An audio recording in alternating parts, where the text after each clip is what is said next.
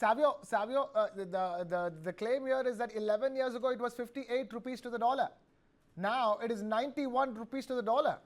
And all this while, whenever there was a rise in the rupee, there was a strong criticism against the way the rupee was going. But here you are now. People are, the critics will say that this argument is being padded up.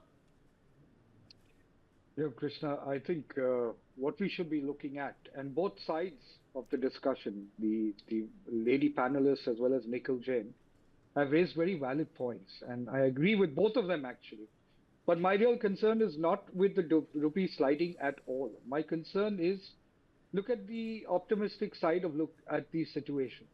Why should the Indian rupee be hedging itself against the US dollar? I think it's time for us as a nation, as various other nations, to get into what should be called the de-dollarization.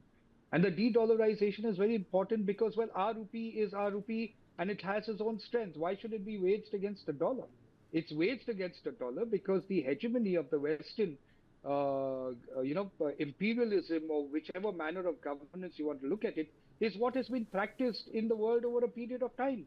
I think what you're seeing with the realignments and the renegotiations happening with the BRICS and other nations is that de-dollarization has to be the future, because you can't tell me whether my country is going up or down based on what the dollar exchange rate is, because practically the Americans will hedge their dollar against any other country. So today an African country might be doing very well, but just because it's low against the dollar doesn't mean it's a bad economic country. Okay. That's the same thing with India.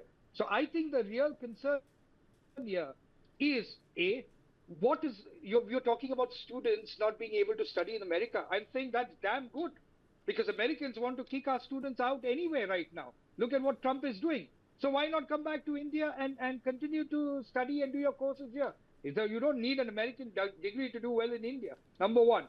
Number two, you're talking about tourism and people going to other countries and really having a great time. What is wrong with the tourism happening in India? Why don't you contribute to the tourism markets in India? So there are many ways to look at it.